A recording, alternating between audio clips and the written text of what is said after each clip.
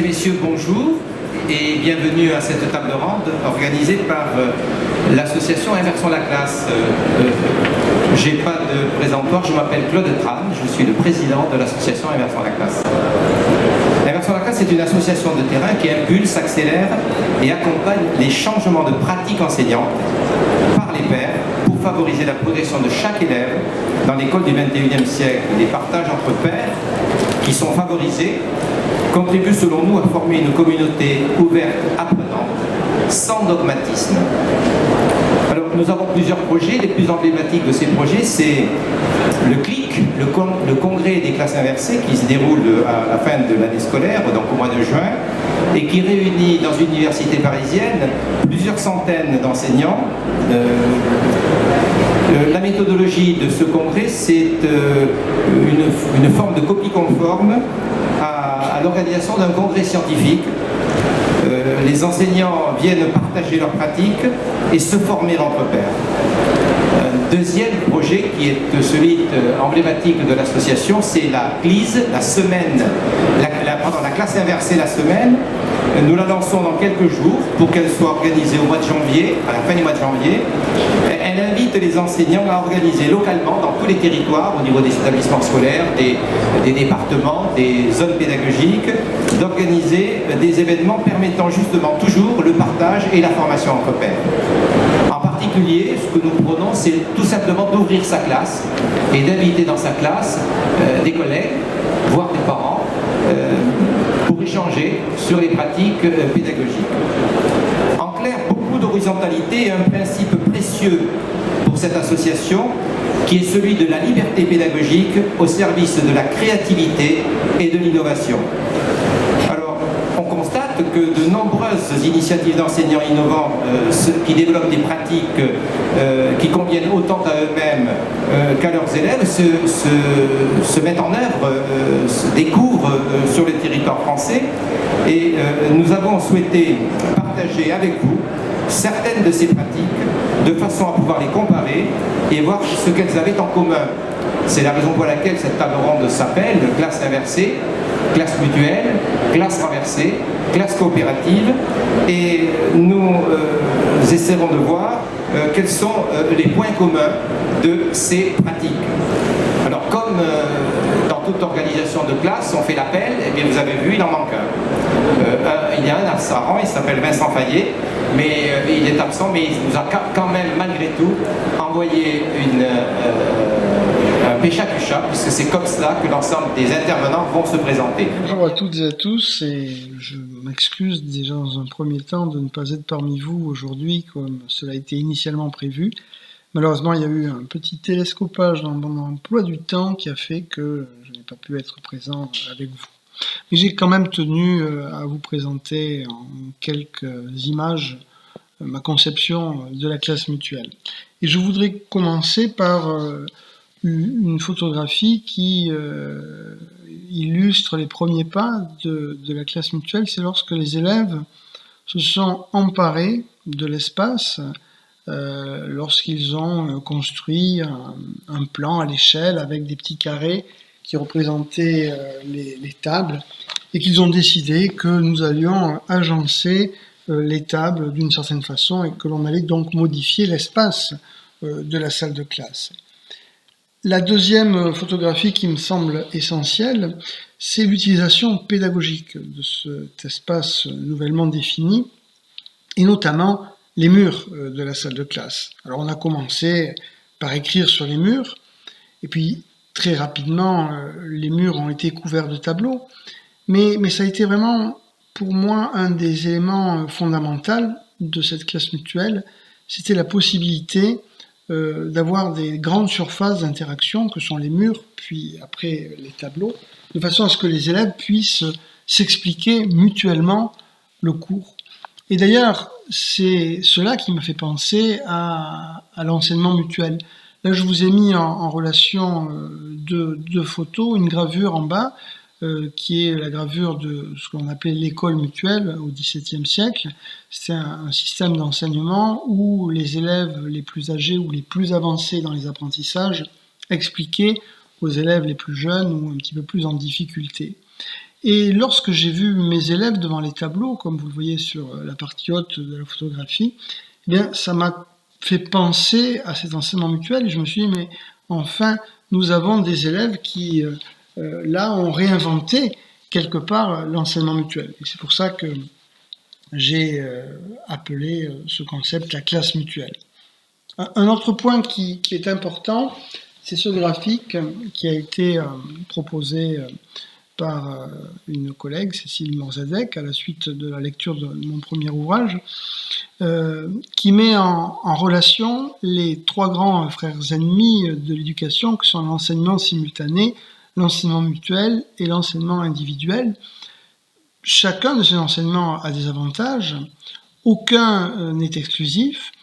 Eh bien, ce qui me plaît bien dans la classe mutuelle, c'est que, quelque part, on a réussi à les réconcilier, puisque lorsqu'on fait de la classe mutuelle, on a un temps d'enseignement individuel, avec les élèves en difficulté, on a un temps d'enseignement simultané, lorsqu'il s'agit de faire le cours en début de séance, et puis on a un gros temps d'enseignement mutuel. Donc ça me semble important, et c'est ce qui fait que moi je suis à l'aise avec la classe mutuelle, c'est qu'on a trois méthodes pédagogiques, chacune avec ses intérêts ou ses inconvénients, et on arrive à les mélanger. Enfin, la dernière image qui illustre bien la classe mutuelle, c'est cette image d'une salle de classe où l'on voit que les élèves manifestement peuvent circuler pour s'expliquer le cours. C'est une salle de classe qui n'est plus du tout polarisée vers le tableau ou le bureau du maître. C'est une salle de classe dans laquelle les élèves, par certains aspects, ont repris possession des lieux. Alors, il y a d'autres éléments qui sont essentiels que ne montre pas nécessairement cette photo. D'une part, c'est le plaisir d'apprendre, parce qu'on a des élèves qui sont heureux, et ça, c'est un point essentiel dans les apprentissages. Et un deuxième point qui est également, à mon avis, essentiel, c'est le corps de l'élève. Parce que le fait de pouvoir circuler dans une salle de classe, eh bien, permet quelque part aux élèves de vivre, et c'est eux qui le disent. On se sent bien dès lors qu'on peut bouger. Et ça, à mon avis, c'est un point essentiel qui est soulevé par ces questions d'enseignement mutuel. Voilà, c'était quelques petits mots. Encore une fois, navré de ne pas être parmi vous et de ne pas pouvoir échanger, mais ce sera pour une autre fois.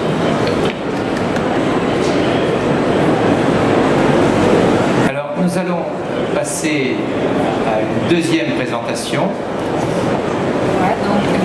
Bonjour à tous. Je suis enseignante moi, dans le premier degré depuis 20 ans. J'ai enseigné 10 ans en maternelle et 10 ans maintenant en élémentaire. Donc j'ai une classe de CP-CE1 et chaque année, mon défi, c'est de réussir à faire que de ces 24 élèves aux identités bien différentes chacun, de réussir à faire une équipe de classe, une équipe où chacun va pouvoir trouver sa place et où chacun va pouvoir apprendre avec les autres. Donc ma solution, c'est de créer une classe coopérative qui va faire naître chez les élèves le désir d'apprendre et de provoquer leur engagement. Donc vous allez me dire, oui, mais comment ? Eh bien, je me suis appuyée sur les techniques d'apprentissage de Célestin Freinet. Donc c'est l'histoire de cet enseignant qui avait décidé de réinventer sa manière d'enseigner. En fait, il a été grièvement blessé pendant la guerre de 1914-1918. Et donc suite à ça, il a été traumatisé de manière psychique et aussi physique. Il a été grièvement blessé au poumon et donc il n'a plus pu parler comme avant. Donc suite à ces blessures, il décide de changer sa pratique d'enseignant et il se met alors au même niveau que les élèves. Et s'il n'a pas eu le temps de structurer sa pensée au travers de livres et de réflexions, il a mis quand même en place une liste d'invariants. Et le premier invariant, et c'est ce que je voulais souligner, c'est que l'enfant est de même nature que le maître. Donc par exemple, c'est lui qui a décidé d'enlever les estrades en dessous des tableaux. Voilà. Donc vous allez me dire, surtout dans ce salon Éducatech, Éducatisme, mais est-ce qu'on peut utiliser une pédagogie qui date de Santo. Eh bien oui, tout à fait, parce qu'en fait, les fondamentaux sont les mêmes. Donc, et principalement le rapport aux élèves. Donc l'idée c'est de mettre les enfants en activité, qu'ils soient auteurs de leurs apprentissages et qu'ils prennent part donc à cette élaboration des savoirs. Donc pour ma part, en tant qu'enseignante, à partir de ce moment-là, je change mon regard sur ces enfants et sur cette pédagogie, et donc je vais adapter et adopter les outils de Célestin Freinet au XXIe siècle. Donc principalement en tout début d'année, au mois de septembre, pour concrétiser ma classe coopérative, nous partons tous, c'est-à-dire les élèves et moi, une semaine en classe découverte, donc soit au bord de la mer, soit à la montagne, parce que je viens d'Aix-en-Provence, donc c'est assez facile. Et cette classe découverte nous permet d'apprendre à nous connaître, les élèves et moi, et puis d'apprendre aussi que finalement on peut apprendre partout, pas simplement dans les 4 murs d'une classe. On peut apprendre au bord de la mer, on peut apprendre à jouer, et donc on va créer ainsi notre classe coopérative. Et donc un des changements fondamentaux de cette classe, c'est le changement de rapport au savoir.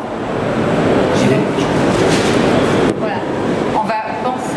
On va repenser donc le rapport à savoir. Donc l'idée, c'est un peu comme le soulignait Vincent Fayet, c'est d'enrichir sa pratique. C'est-à-dire qu'il n'y a pas qu'une seule voie, pas qu'un seul moyen d'enseigner. On peut opérer un virage à 180 degrés et en proposant d'autres manières, donc notamment la coopération entre pairs.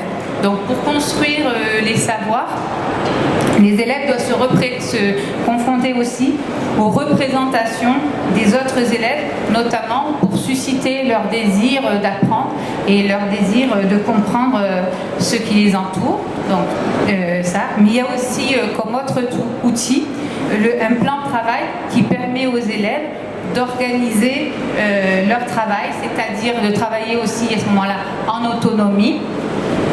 Ça permet aussi pour moi, enseignant, une différenciation et une motivation dans la mesure où sur ce plan de travail, ils peuvent réaliser un projet personnel. Donc à la fin de ce plan de travail, il y a aussi un bilan qui permet une réflexivité de l'enfant sur ce qu'il a pu et eu le temps de mettre en place. Et les outils numériques, donc ils sont utilisés dans ma classe, mais de manière très simple, au travers d'ordinateurs, de tablettes et aussi de la vidéo. Donc ensuite, la classe coopérative me permet aussi de repenser l'espace de ma classe. Donc l'espace de la classe comme un environnement flexible. Donc l'aménagement de cette classe est permanent au fur et à mesure des projets que nous mettons en place avec les élèves. Donc il y a en premier lieu la mise à disposition des ressources. Donc là ce sont encore les enfants qui se déplacent. Donc dans ma classe il n'y a pas de bureau avec un élève, les élèves de toute façon n'ont pas leur stylo, ni leur trousse, ni leur casier, tout est en coopération, donc ils utilisent les outils dont ils ont besoin, ils vont les chercher, et de la même façon, au niveau des ressources, en fait, ils vont se déplacer dans la classe en fonction de leur projet de travail. Il y a aussi un coin regroupement, il y a aussi des tables en îlot, et des différents ateliers de manière à ce que ça soit flexible. Et puis, il faut que je me dépêche, je suis désolée. Et dernier, donc finalement, c'est une classe coopérative, c'est de changer le rapport que l'on a au temps et notamment d'accepter, d'assumer au départ de perdre du temps pour en fait finalement en gagner au travers de différents outils, dont le premier est le conseil de coopération, où là, tous ensemble, on institue les règles de la classe, on argumente sur les dépenses par rapport à notre petit budget, et puis ensuite, il y a aussi les temps d'échange, de présentation pour valoriser leur travail, donc des présentations au sein de l'école une fois par mois, et puis aussi valorisation de leurs connaissances avec la mise en place de marchés de connaissances tous les mois aussi au sein de l'école, afin donc de faire de cette année de la classe une année où on apprend avec les autres, mais aussi où on apprend des autres. Merci. Nous étions tout à l'heure en lycée. Nous sommes revenus à l'école primaire. Je vous propose que l'on aille maintenant à l'université. Bonjour à tous. Donc moi effectivement, si je veux bien passer directement à la deuxième diapo, elle est pas intéressante. Donc moi je suis chercheur au CNRS, donc ça fait partie des sujets sur lesquels je travaille et dont je ne vais pas parler du tout aujourd'hui, mais sauf juste un tout petit peu l'aspect recherche sur la diapo qui est juste après. Comme ça c'est mieux. Est-ce que tu veux bien passer à la diapo suivante s'il te plaît? Donc le sujet dont je suis venu parler aujourd'hui, c'est la classe inversée. Le principe général, c'est qu'on repense les temps d'enseignement.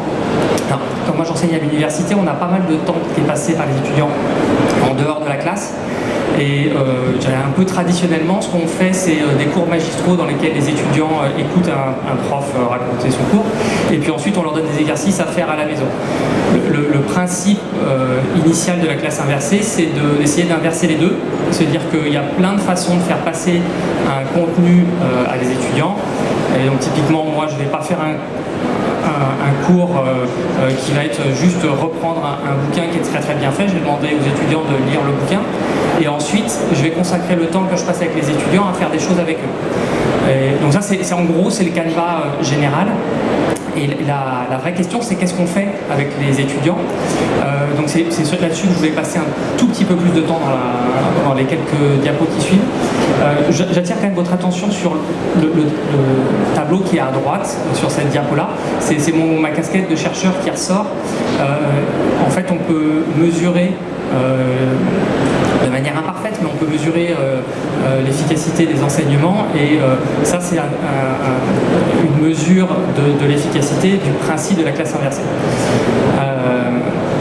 Donc là je retire la casquette chercheur et je repasse dans une salle de classe. Voilà le type de choses que je peux faire en classe. Enfin, quand je dis je peux faire, en pratique moi je fais pas grand chose.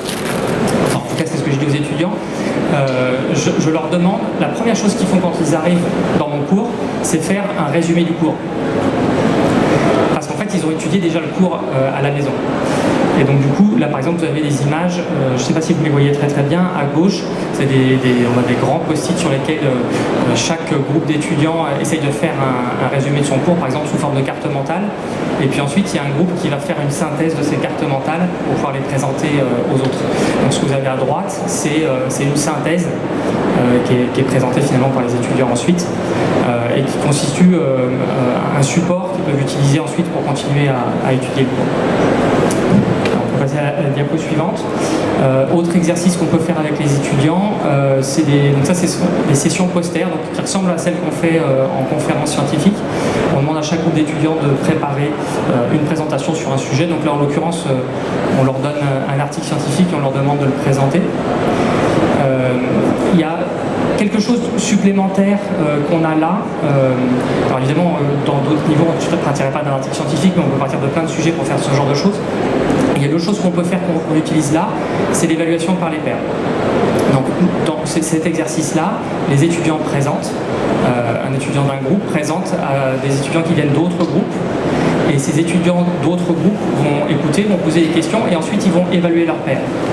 Et ça fait partie de l'évaluation qu'ils ont. Donc, les images qui sont là viennent des examens qui sont faits en fin de semestre.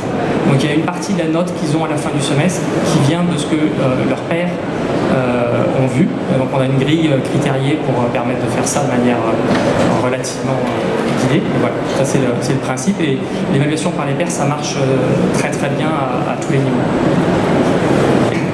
Et ça, c'est la dernière chose dont je voulais parler. Ce que vous avez à l'écran, vous ne voyez pas, mais c'est pas... parce que je pense que la résolution n'est pas très très bonne. C'est pas très grave. C'est un contenu pédagogique qui a été créé par des étudiants. Le dernier... donc ça, c'est un contenu qu'ils ont préparé pour que leurs camarades puissent étudier. Donc c'est quelque chose que je fais en deuxième année. Chaque groupe d'étudiants doit préparer le contenu pédagogique que les autres vont étudier avant de venir en cours et qui doit remplacer le bouquin. Donc la consigne en début de semestre, c'est vous allez créer un contenu qui doit être au moins aussi bon que le bouquin. Et ils ont un temps large pour faire ça. Au bout de 3 semaines, il faut que ça soit fait. Et c'est cela la classe renversée. Ça, c'est ce qu'on appelle, selon le vocable de Jean-Charles Caillès, la classe renversée. Voilà. Et je pense que j'ai fait le tour de mes diapos. Il n'y en a plus. Et normalement, je suis dans les temps. Merci Antoine. Donc on va revenir de l'université et partir au collège avec Marie Soulier. Bien, bonjour à tous. Non, mais j'en profite pour meubler parce qu'il va y avoir une petite manipulation. Je ne vais pas vous chanter une chanson, vous inquiétez pas. Même si c'est mon rêve de parler, de chanter dans un micro. Alors, j'en profite parce que 6 minutes pour une méditerranéenne comme moi, c'est vraiment très compliqué. Alors, je vais vous demander votre aide parce que j'ai incorporé un petit compteur qui est sous les yeux aussi. Donc, si vous voyez que le compteur arrive à la minute, vous me faites un signe comme ça. Hein. Normalement, c'est automatisé, mais bon, on ne sait jamais avec la technique. Bien, alors, donc, je m'appelle Marie Soulier. Voilà, ça c'est un premier pas. Et je suis professeure de français au collège Daniel Argot à Orthès, dans les Pyrénées-Atlantiques, au sud. Et ça s'entend un peu. Et donc, j'inverse depuis, je crois que ça va faire ma 9e année. Hein, je fais partie des... Ils m'ont classée là, dans la catégorie des vétérans. Donc voilà, j'espère que... Ah, j'ai oublié de lancer le compteur. Mince, hein. Si, ok. Désolée. Alors, non, parce qu'il ne défile pas, donc du coup, j'ai besoin de vous. Et donc, vous allez voir, c'est ma classe inversée. Hein, c'est pas du tout, n'y voyez pas de prétention de ma part, mais j'ai eu un jour l'habitude, j'ai prononcé une phrase en disant qu'il y avait autant de classes inversées que de profs renversants. Ça a beaucoup plu, mais je crois que c'est assez vrai, parce que c'est assez complémentaire de ce qu'a présenté Antoine. Si je résume ma classe inversée en 4 mots-clés, je dirais activité, collaboration, espace, anticipation.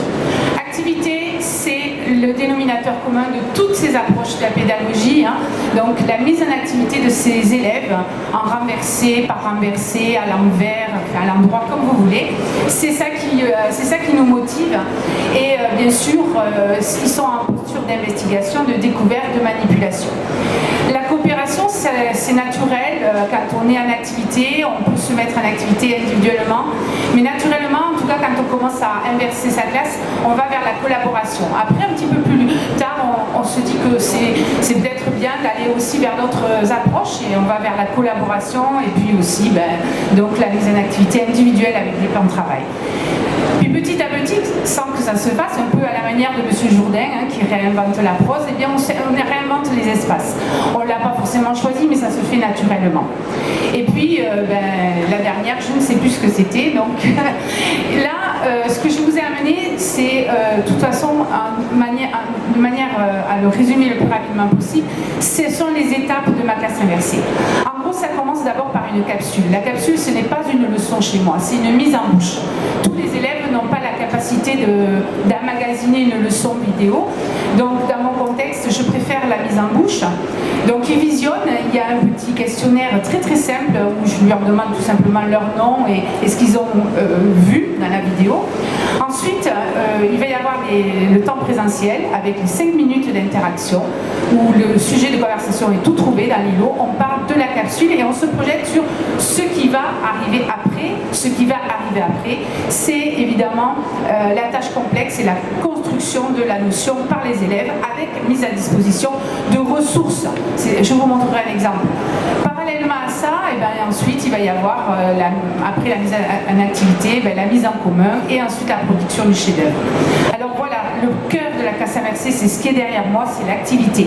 Donc voilà 2 exemples, un en langue et un en écriture. Je vais commenter celui qui est sur ce côté-là, c'est-à-dire l'écriture. C'est tout neuf, c'est ce que j'ai fait cette année. Donc c'est un travail sur l'écriture d'une nouvelle aventure d'Ulysse. Et pour ce faire, je voulais que les enfants inventent un monstre. Et pour ça, leur mission du jour, c'était c'est sur l'îlot monstre que tu as trouvé cet œuf. Cet œuf, il va éclore à un moment donné, il va donner naissance à un monstre et ce monstre, tu vas le fabriquer. Ensuite de le mettre en scène dans ton récit. Et on a fait ça avec un outil numérique qui est très, très sympa, c'est Fabrique à Brac de la BNF. Donc vous voyez, c'est une mise en situation concrète avec des ressources, en l'occurrence l'application, et ensuite les élèves vont produire. J'ai un peu de temps peut-être pour vous parler côté, c'était en langue et c'était un travail sur les familles de mots. La situation était simple. Les académiciens ont perdu une page du dictionnaire. À toi de la retrouver. Et donc, on travaille ainsi sur toujours la thématique du monstre. La capsule, en 1 minute, je dirais que vous avez quelques exemples qui défilent derrière moi sans son. Vous allez voir, c'est en fait une capsule qui donne à voir. C'est ça, en fait. C'est ce qui me préoccupe quand je les fabrique. Donc, donner à voir, ne pas placer les élèves dans des difficultés, faire en sorte qu'ils viennent en classe avec des questions et ensuite la mise en activité, eh bien ça sera pour moi ma capacité à faire en sorte qu'ils puissent répondre eux-mêmes à leurs questions, en leur donnant bien sûr des ressources. Mais c'est en gros ce qui me préoccupe tous les jours. Donc cette capsule, elle ne dépasse pas 1 minute 30, hein, c'est dans mon protocole et je veux que les élèves donc soient vraiment tous égaux par rapport à ça. Et lorsqu'ils ont des questions, eh bien, ils peuvent poser, comme je l'ai dit dans le questionnaire, quelques questions et je m'occupe d'eux dans ce que j'ai appelé l'îlot des curieux. Voilà, c'était pas facile de vous présenter mon protocole en 6 minutes. Je crois que j'ai réussi à dire l'essentiel. Mais sinon, si vous voulez en savoir plus, vous pouvez me rejoindre sur Twitter. Et puis aussi, pour en savoir encore un peu plus, cette année, je travaille en classe inversée, mais aussi en simulation globale. Donc voilà, j'ai aussi décidé de scénariser complètement toute l'année à travers un voyage que vous avez pu apercevoir à la thématique du bateau. Donc si vous voulez en savoir plus, je vous invite à venir voir sur Twitter ou sur le blog ou samedi au Forum des enseignants innovants. Je fais la pub pour le café pédagogique. Voilà, je vous remercie beaucoup. Et puis peut-être que maintenant c'est la place aux questions, c'est ça ? Eh bien justement, je vous propose dans cette deuxième partie, tout d'abord qu'on fasse en sorte qu'ils se questionnent eux-mêmes et ensuite on vous donnera la parole pour que vous puissiez les questionner. Moi je souhaiterais que vous échangiez sur ce que vous avez produit, que vous connaissez je pense, mais en fait, en fonction de ce que vous avez dit, il y a quelques points communs. Alors on va essayer de voir au niveau de ces points communs, on va les séparer en 2 parties, du point de vue de l'élève, du point de vue de l'enseignant, si vous souhaitez que l'on rende ainsi. Du point de vue de l'élève, sur ces 4 présentations, vous êtes 3, quels sont les points communs ? L'engagement des élèves. Moi je dirais qu'il y a des points vraiment fondamentaux qui nous lient, c'est l'engagement des élèves dans la tâche. Il y a une des phrases qu'a dite Marie qui est quelque chose que je dis aussi très très souvent, et je pense que c'est surtout vrai pour les 2 autres, c'est que c'est pas forcément moi qui réponds aux questions. Et en fait, je réponds à aucune question en cours, c'est les étudiants qui répondent eux-mêmes. Ne serait-ce que parce que c'est un des objectifs pédagogiques, qu'ils apprennent à répondre eux-mêmes à leurs questions. Parce que dans le monde d'aujourd'hui, c'est bien si on est capable de contrôler les informations, notamment, et se former soi-même. Alors, moi j'enseigne la biologie, je ne l'ai pas dit peut-être en détail. La biologie, c'est une des disciplines dans lesquelles ce qu'on enseigne aujourd'hui est très différent de ce qu'on a eu pendant nos enseignements. J'ai fait mes études au XXe siècle et il y a un certain nombre de choses sur les connaissances en biologie qui ont changé entre-temps. Et donc il y a un vrai décalage. Je ne peux pas considérer que je forme un bon biologiste s'il n'est pas capable de mettre à jour ses données, ses connaissances. Et donc il faut que je lui apprenne à mettre à jour ses connaissances. Et en fait, je suis sûr, parce que c'est ce que je connais que c'est vrai en biologie, mais c'est sans doute vrai dans la plupart des disciplines. Il y en a certaines sur lesquelles, en maths, en primaire, on enseigne à peu près les mêmes maths, pas de la même manière, mais les mêmes maths qu'il y a 50 ans. Mais il y a plein de disciplines sur lesquelles on n'enseigne pas la même chose, en histoire géo, Vincent parlait du corps de l'élève, Marie. Alors oui, c'est vrai que c'est un thème qui revient souvent dans son ouvrage. Je vous invite d'ailleurs à lire son travail magnifique sur ce qu'il a écrit. Il est en train de sortir un deuxième ouvrage. Il va sortir bientôt aux éditions Canopée. Le corps de l'élève, oui, bien sûr, au départ, il faut être honnête, c'était pas franchement notre préoccupation.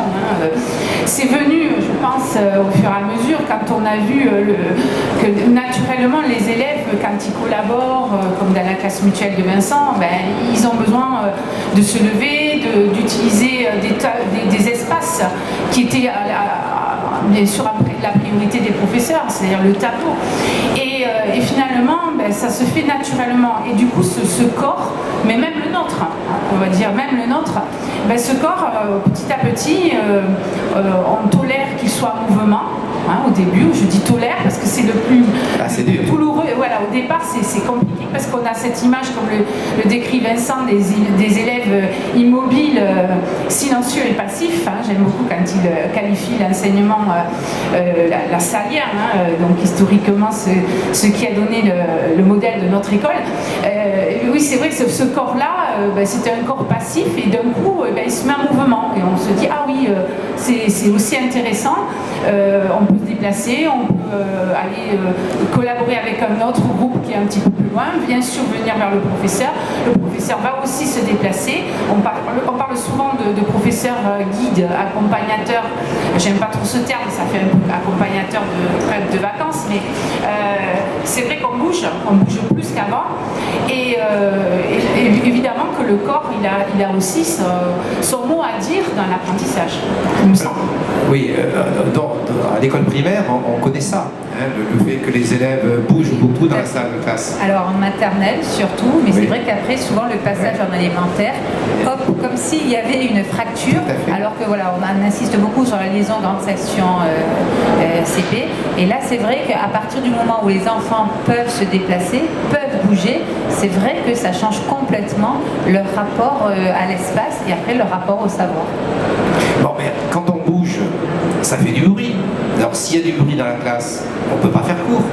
Alors c'est vrai que surtout avec des CP, c'est un véritable défi de leur apprendre justement à réussir à se mouvoir sans faire de bruit et surtout à apprendre à coopérer en chuchotant. Mais chacun est partie prenante de cette aventure qu'on va mener ensemble et donc au fur et à mesure, voilà, c'est quelque chose qu'ils apprennent et qu'on co-construit ensemble. Bien sûr que ça n'arrive pas comme ça tout de suite. Il faut déjà au départ avoir une certaine tolérance et c'est pour ça que l'espace est particulièrement bien réfléchi ensemble, c'est-à-dire eux et moi. Et au collège ? Oui, bien sûr qu'il y a du bruit. C'est vrai que c'est compliqué. Au début, c'est compliqué. On n'est pas habitué à ça. Quand on a l'habitude d'enseigner selon la posture du face-à-face, le seul qui fait du bruit, c'est le prof, en fait. Et donc, d'un coup, on change et oui, il y a du bruit de travail. Oui, c'est normal. Si on vous fait travailler, là, d'un coup, on vous dit, écoutez, là, vous mettez à 4 et vous allez nous faire un compte rendu exhaustif de ce que l'on a dit. Vous affolez pas, c'est pour rire. Eh bien, ça va faire du bruit, d'accord ? Alors ça, il faut déconstruire. En fait, il faut déconstruire sa propre image. Et ça, c'est le plus compliqué. Alors, je dis souvent, quand on me dit, mais enfin, comment t'as fait ça ? Bon, j'ai pas fait ça du jour au lendemain, déjà. Et puis surtout, je l'ai pas choisi. Je n'ai pas choisi d'enseigner la classe MRC. Je ne me suis pas levée un matin en me disant, bon, ben, allez, aujourd'hui, je change tout. J'ai tout changé parce que j'étais forcée de le faire. Moi, je le dis toujours. Pourquoi tu étais forcée ? Je le dis parce qu'il y a quelques personnes qui ont déjà entendu la raison pour laquelle j'ai changé. C'est parce que j'étais en échec. Au fil des mutations, je suis arrivée dans un établissement et du jour au lendemain, toutes mes certitudes ont explosé. Je suis arrivée dans un établissement où la parole que j'avais d'habitude pour dialoguer fonctionnait bien. Là, pas du tout. Donc, les premiers mois, on se cherche des excuses. C'est pas moi, c'est eux. On se rassure aussi, parce que le bouleversement qu'on subit, les collègues l'ont aussi, voire depuis plusieurs années. Donc ça rassure de voir que les autres vivent la même chose. Et quand on a fini de se rassurer du malheur des autres, et de son propre malheur, on se dit, quand même, il va falloir avancer. Et ça, je crois que c'est ce qui, moi, personnellement, m'a aidé à changer. Voilà. Et je pense qu'on n'a pas de raison, en fait, d'entamer une modification de sa posture si dans ce que vous faites, voilà, vous vous sentez bien, ça fonctionne, vous avez un contexte peut-être qui est facilitateur et il n'y a pas de complexe, enfin, il n'y a pas de raison à dire ça c'est plus innovant que ça, j'aime pas trop le terme d'ailleurs.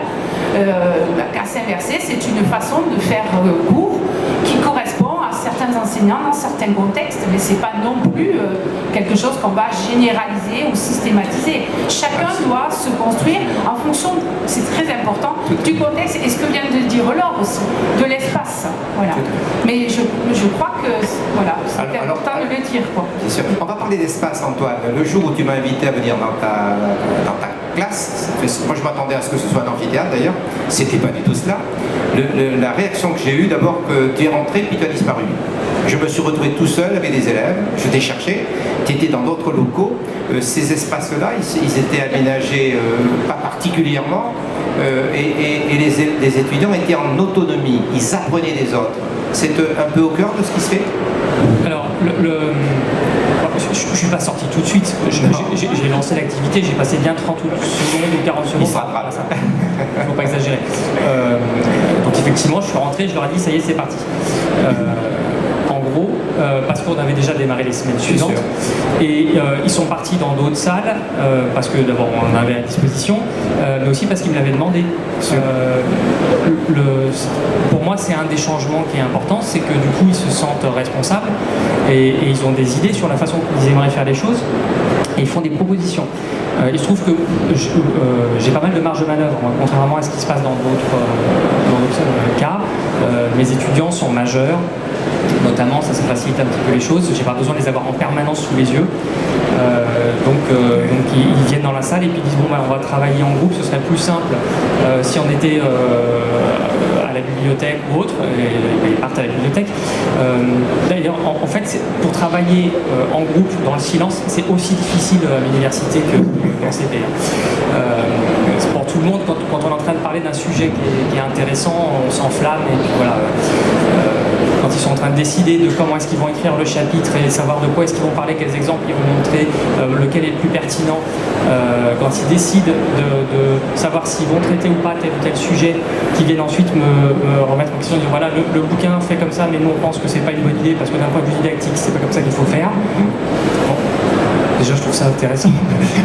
Et en plus, en l'occurrence, ils avaient raison. Leur idée était meilleure que celle du bouquin. Donc, voilà. C'est un petit principe qu'on utilise et qui, je pense, est utilisable dans d'autres contextes, même s'il y a moins de marge de manœuvre. C'est ce qu'on appelle la politique du oui.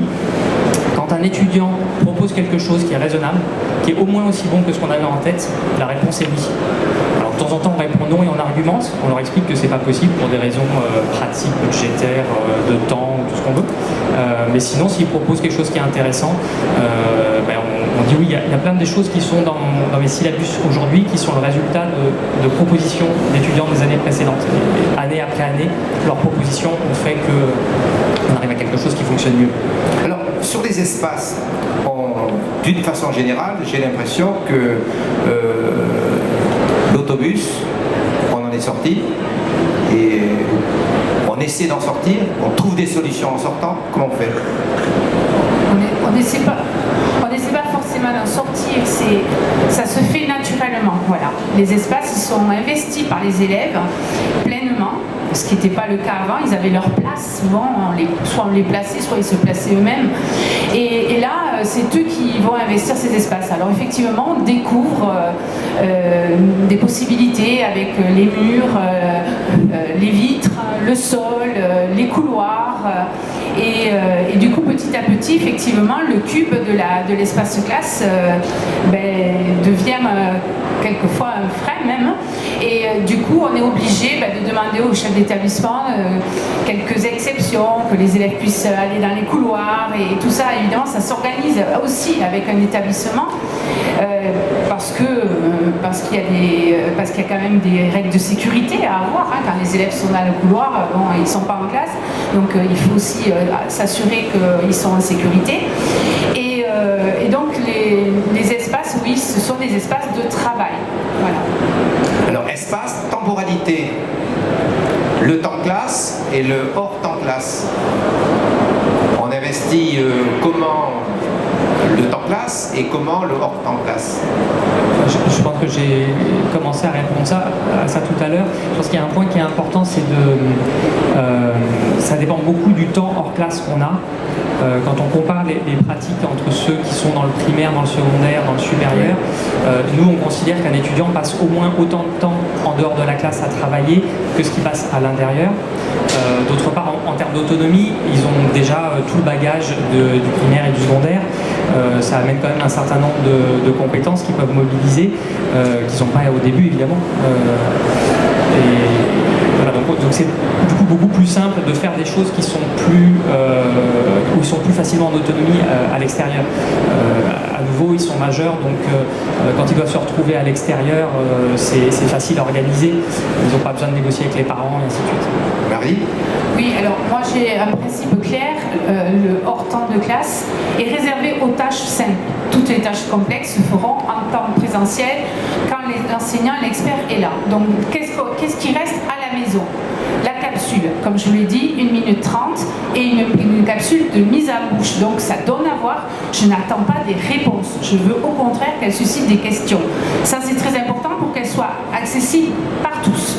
Ensuite, à la maison, eh bien, viendra également la boucle de l'autre côté de la capsule, c'est-à-dire la trace écrite. Cette trace écrite qui était pour moi très chronophage, eh bien, elle est déposée à la maison, celle-ci, voyez-vous, c'est-à-dire que la trace écrite, désormais, elle sera négociée en classe avec l'ensemble des mises en commun, et ensuite, je la déposerai sur le NT, et les élèves la reprendront. Alors, je la mets sous plusieurs formes. Elle peut être en principe, je fais 2 propositions. Pour la même notion, je présente une trace écrite en carte mentale, une autre sous forme de texte, et ça m'arrive aussi en tableau, de manière à ce que chacun choisisse la forme qui lui parle le plus. Ça permet, à quoi ça sert? Non seulement on gagne du temps, en plus, ça permet de revenir de réactiver le souvenir de la construction qui s'est faite en classe. Donc moi j'y vois vraiment 2 avantages. Et donc, on le voit, quand je parle de tâches simples à la maison, effectivement, recopier une trace que l'on a en plus construite, ou auquel on a participé en tout cas, eh bien c'est une tâche simple. Visionner une capsule qui donne à voir, comme quand on est au cinéma et qu'on regarde les bandes annonces qui nous font saliver, eh bien c'est pareil, c'est une tâche simple. Donc le temps hors classe est utile, il est là pour la classe immersée, on l'utilise évidemment, mais en ce qui me concerne, c'est un temps qui facilite la mise en place, la mise en route, la mise en activité pendant la classe. Abaisser la charge cognitive du travail hors classe. Oui, pour moi, voilà. Parce que, encore une fois, le contexte bien sûr. Alors, pour moi, c'est un peu différent parce que moi, je les ai beaucoup en classe, mes petits élèves. Donc, en fait, moi, ce que je cherche plutôt, c'est de ramener le temps hors classe à la maison et de faire de ce qu'ils vivent chez eux, d'en faire des supports d'un travail pour eux, notamment pour un projet personnel. Donc, ça, c'est un petit peu différent. Et sinon, au niveau de tout ce qui est trace écrite, en fait, nous, on travaille beaucoup en petites capsules vidéo. Donc, c'est juste avec mon téléphone, donc c'est vraiment très simple. Et je dépose les vidéos sur un espace numérique de travail. Et en fait, ils aiment bien, eux, présenter les projets qu'on fait dans la classe à leurs parents. Donc, en fait, nous, c'est surtout ça, ce hors temps de classe, c'est proposer, présenter, projeter à la famille ce qu'ils vivent, leurs décisions, ce qu'ils ont pris comme décision dans un conseil coopératif en disant voilà ce que nous avons décidé de faire, par exemple de l'argent, on a décidé ça et on vous explique pourquoi. La parole est à la salle, il y a un micro qui peut circuler. Qui voudrait poser des questions à nos invités? Madame? Moi j'ai une question pour monsieur. Ça marche pas? Plus près, plus près. J'ai une question pour monsieur Tali, parce qu'en fait ce que vous avez décrit avec vos étudiants et que vous appelez la classe renversée, moi j'ai l'impression que c'est la médiation qui nous est demandée en lycée dans la nouvelle réforme du bac, c'est-à-dire que vous allez les donner à entendre que vous êtes complètement effacés, les élèves ne vous posent pas de questions, et certains font des schémas heuristiques pour la compréhension des autres. Alors est-ce que c'est la même chose, ou alors où est la frontière? Alors, je sais pas à quel point ma réponse va pouvoir être complète parce que j'ai peur de ne pas bien connaître ce qu'on vous demande dans le cadre de la réforme au lycée. Il y a des éléments de la réforme que j'ai intégrés et dont dont je dirai rien,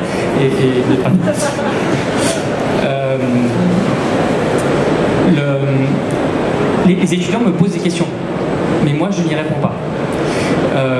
Éventuellement, ce que je fais, c'est que je les aide pour qu'ils trouvent la réponse tout seuls. Donc il y a des éléments de méthodologie pour qu'ils sachent comment faire pour répondre à une question. Le plus gros du travail, c'est de reformuler la question. En fait, très souvent, ils n'arrivent pas à répondre à une question simplement parce que leur question n'a pas de réponse. Enfin, on ne peut pas y répondre. Et puis ensuite, je les aide à trouver des outils pour répondre à une question. Le tout premier exercice que je fais avec eux, c'est un exercice autour de Wikipédia. Avec l'idée que Wikipédia, ça peut être une bonne porte d'entrée, mais que c'est certainement pas la réponse absolue, et qu'ils doivent comprendre comment ça fonctionne. C'est une encyclopédie qui est collaborative, donc le premier exercice, ça consiste à prendre une page Wikipédia et à l'éditer. Et à la fin du cours, ils ont réalisé qu'ils pouvaient être éditeurs et que donc ils pouvaient contribuer, mais aussi que tout le monde pouvait être éditeur et que donc on pouvait se poser des questions sur les pages Wikipédia. Il y a des questions extrêmement bien faites sur des sujets qui sont bien travaillés, d'autres qui le sont moins. Voilà. On parle de la page de Napoléon, qui est un exemple que j'aime bien. Je leur demande d'aller regarder la page de Napoléon en français, en anglais, en allemand, en russe. C'est pas la même chose. Il y a des outils qui permettent d'avoir les traductions automatiquement et donc de comparer, parce qu'on n'a pas besoin de connaître le russe pour aller voir la page. Mais la page de Napoléon en russe est assez intéressante pour quelqu'un qui est dans une perspective française. Donc voilà, l'objectif c'est ça, et j'ai ce que je leur fais faire vont toujours dans ce sens-là, de développer les outils pour répondre eux-mêmes aux questions. Donc je suis sur le côté, alors il y a un côté aussi où je joue un peu la comédie, c'est-à-dire que je leur dis que je ne sais pas ou que je ne répondrai pas, alors que évidemment j'ai la réponse, mais c'est pas intéressant si c'est moi qui réponds à la question, parce qu'ils passeront à la question suivante et ils seront bloqués. Alors que si je les aide à répondre à la question, j'ai une chance qu'ensuite ils soient capables de répondre aux questions eux-mêmes. Et il y a une chose que je n'ai pas dite tout à l'heure, qui va aussi avec ma casquette de chercheur, c'est que je suis obsédé par les données. Et donc, je cherche à avoir le maximum de données pour vérifier que ce qu'on fait fonctionne ou pas. Notamment, alors il y a une partie qui est du déclaratif. Ce matin, par exemple, je leur ai envoyé un formulaire pour savoir où est-ce qu'ils en étaient, les outils qu'ils avaient utilisés pour la biblio pendant le semestre, et voilà. Et donc, simplement pour m'assurer que ce qu'on leur a présenté, est-ce qu'ils l'ont utilisé ou pas, qu'est-ce qui fonctionne le mieux ou pas avec eux, faire la différence entre les étudiants de première année et de deuxième année pour voir à quel point d'une année sur l'autre ils ont appris des choses. Enfin, voilà. C'est toujours dans la méthode en fait. Mais par contre, pour le lycée, je suis désolé, cela dit, ça m'intéresse parce que les étudiants de lycée, on les récupère après. Donc, Une autre question, madame? Allez-y. Oui. Moi, c'est juste, en tant qu'enseignante, j'y crois à fond, dans la classe inversée. Par contre, je me place du point de vue des parents, et donc je fais partie d'un groupe de parents et enseignants qui sont montés un collège. Voilà, les questions qui reviennent très souvent, et j'ai besoin de votre témoignage également, c'est comment motiver dans les groupes de travail, parce que dans la classe inversée, il y a beaucoup de groupes de travail, et les parents, les questions qu'ils posent, ils disent, bah oui, mais s'ils travaillent comme ça, s'ils sont 6, c'est qu'il y en a toujours un qui se repose sur les autres. Deuxième question, c'est au niveau de l'évaluation, parce que vous aviez parlé de l'évaluation, et entre pairs, et je pense que moi, j'étais plus sur des devoirs sur table, avec les sources, etc. Donc, ils sont très inquiets pour les notes, les parents. Et voilà, je m'arrête à 2. J'en avais une autre, mais je crois que... Voilà. Je pense que tout le monde aura des choses à dire là-dessus. Sur le travail en groupe, en fait, ça c'est la partie qui est la plus facile, je dirais, dans le sens où c'est une compétence qui est extrêmement importante dans la vie de tous les jours et dans le travail. Alors, pour le coup, les étudiants qui nous posent, les étudiants ou leurs parents, parce que voilà, sur les forums, il y a le salon d'étudiants qui va démarrer bientôt, il y a des parents qui passent et qui posent la question, et on n'a pas beaucoup de mal à les convaincre que ça les prépare mieux au monde du travail, de savoir travailler de manière coopérative ou collaborative. Le simple fait de leur faire comprendre que collaborer et coopérer, c'est pas la même chose, que travail en groupe et en équipe, c'est pas la même chose, c'est déjà des notions qui sont importantes. Et après, sur l'évaluation, les gens sont très angoissés par... Alors, on travaille beaucoup, je pense, tous par compétences et pas seulement avec des notes, voire pas avec des notes. Oui, les parents sont angoissés, mais en fait, ils se reposent sur des choses qui ne sont pas fiables. À nouveau, en tant que scientifique, il n'y a pas plus non reproductible que des notes qui sont données si on n'a pas des barèmes qui sont extrêmement précis, et même avec des barèmes qui sont extrêmement précis, quand on voit ce qui se passe tout autour du bac et ainsi de suite, et en fonction des disciplines. Donc les notes, c'est pas fiable de toute façon. Et avoir moins de niveaux, de passer de 20 ou 40 niveaux si on fait des demi-points ou plus à 4 ou 5, ça suffit largement pour avoir quelque chose qui est robuste. Une chose que nous on a faite sur les grilles d'évaluation, donc on a des grilles d'évaluation critériées avec des indicateurs sur chacun des éléments de la grille, et ces grilles ont été co-construites avec les étudiants, et ce qui fait qu'on est sûr que tout le monde les comprend et que tout le monde est d'accord avec. En fait. Et on les présente dès le début. C'est une des premières choses qu'on fait, c'est leur présenter les grilles d'évaluation, parce qu'en fait c'est aussi des objectifs d'apprentissage. On leur dit voilà, vous êtes capable de repérer que le niveau moyen de ce qu'on attend c'est ça, vous devez être capable de faire ça. Et puis ensuite, ce serait quand même bien d'arriver à ce niveau-là, et si vous voulez vraiment tout casser, il faut être capable de faire ça. Et c'est ça qu'on leur donne. Et finalement, c'est extrêmement motivant, et ils sont capables de s'auto-évaluer pas trop mal finalement, avec ce genre de grille d'analyse qu'on n'a pas avec une évaluation par note. J'ai été trop bavard, mais je suis... Non, Marie pour les parents. Oui, merci de poser la question, parce que forcément, je pense qu'il y en a plein d'autres qui se posent la question. Oui, madame, vous avez raison, il faut rassurer les parents, parce que le travail collaboratif, c'est extrêmement compliqué à évaluer. Moi, depuis 9 ans, j'ai jamais su le faire. On est d'accord? Voilà. Donc, ça veut dire quoi? Ça veut dire que ça ne veut pas dire qu'il ne faut pas mettre des situations collaboratives, mais quand vous voulez évaluer, on va évaluer sur quelque chose qui est fiable. C'est-à-dire le travail coopératif. Le travail coopératif, c'est, vous voyez, quand on construit un château, chacun s'attache, il y en a un qui va construire la fenêtre, l'autre qui va préparer le ciment, et puis celui qui va amener la charpente. Donc on sait sur quelles compétences ils vont travailler, pas forcément les mêmes, mais on sait qui a fait quoi. Donc là, on est d'accord et on est assez clair là-dessus. On peut évaluer de manière assez claire le travail coopératif. Ensuite, le travail collaboratif, pourquoi c'est compliqué à évaluer? Parce qu'on ne sait pas qui a fait quoi lorsqu'il y a un îlot qui est au travail. Et puis ça peut être très compliqué, notamment pour les meilleurs élèves, il faut le dire. Les meilleurs élèves, eux, ont besoin, ils sont habitués par notre système éducatif d'avoir cette mise en lumière. Dans la collaboration, ils ne l'auront pas. Sera mise en lumière la production, pas le travail de l'élève.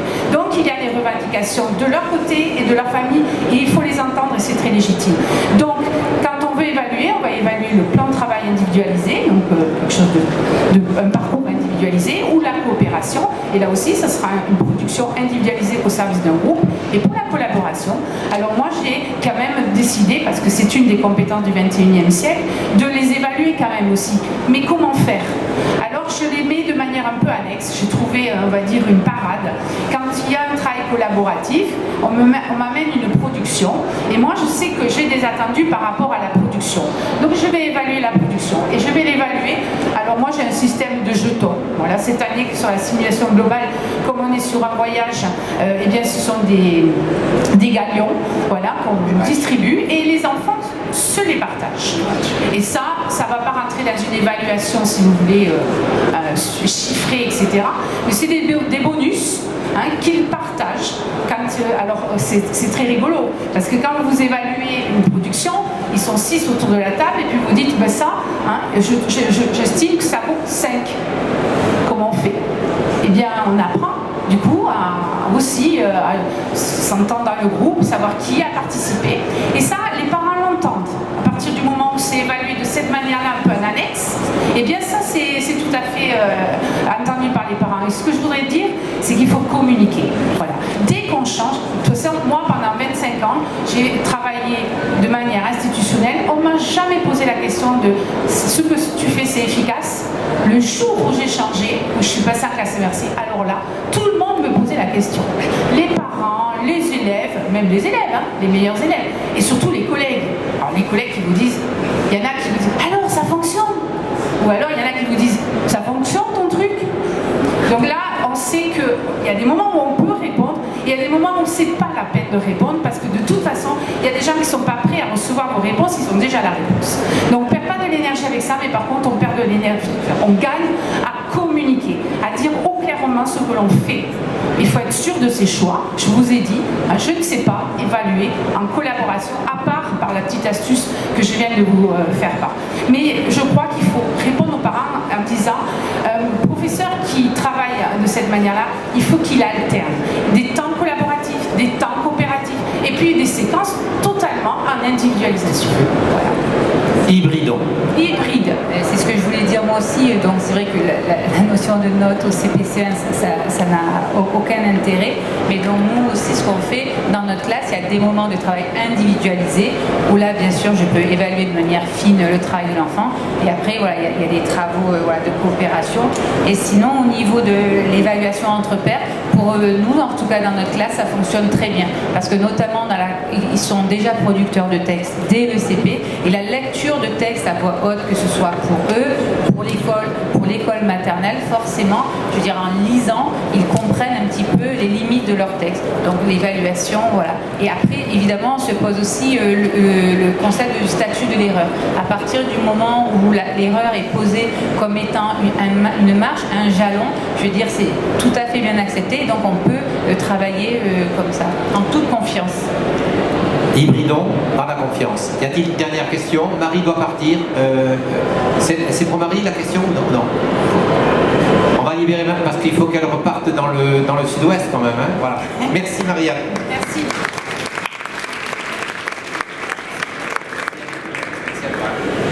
Posez la question, allez-y madame. Du coup, je voulais poser la question au niveau du travail global, c'est beaucoup d'oral aussi, beaucoup d'investissement par les élèves, étudiants. Comment inclure du coup tous les élèves, tous les profils qui ne sont pas forcément à l'aise dans ce sens-là, dans le sens oral? Alors, ça c'est un problème pour lequel justement on a changé notre façon de procéder. Quand j'ai démarré, j'avais des sessions de questions-réponses où en classe entière, on partait des questions d'un des étudiants et puis on essayait de trouver la réponse tous ensemble. Et puis certains participaient beaucoup plus que d'autres, donc c'était compliqué pour ça. Et le protocole dans lequel on fait les travaux par équipe de 4 finalement permet de lever ce problème-là, parce que dans un petit groupe de 4 c'est beaucoup plus facile de s'exprimer. Alors moi je vois pas tout, ça c'est évident, c'est le compromis, je fais le deuil de suivre tout ce qui se passe, mais d'un autre côté je leur permets à tous de parler, et beaucoup plus souvent. Voilà. Donc je reste persuadé que c'est beaucoup plus efficace, et de toute façon ce qu'ils produisent, ils le produisent à l'écrit et je peux le superviser ensuite. Donc, pour moi, dans ma classe, donc c'est vrai que j'ai des enfants qui sont bien sûr des très petits parleurs. Alors il faut savoir que je garde mes enfants, enfin mes élèves 2 ans, ce qui fait que je peux quand même instaurer un climat de confiance serein par rapport à certains enfants qui sont en difficulté. Mais c'est un travail qu'on fait au quotidien avec de nombreux échanges tout au long de la journée. Donc en s'appuyant sur ce climat de confiance, de coopération, ils ont moins cette notion de jugement, ils ont moins d'appréhension, et donc c'est une compétence qu'ils acquièrent tout au long des 2 années. Mais c'est vrai que c'est un travail patient. Donc, dernière question. Écoutez, je voudrais vous remercier à toutes et à tous d'être venus à cette table ronde et remercier nos intervenants. Merci à vous. Merci.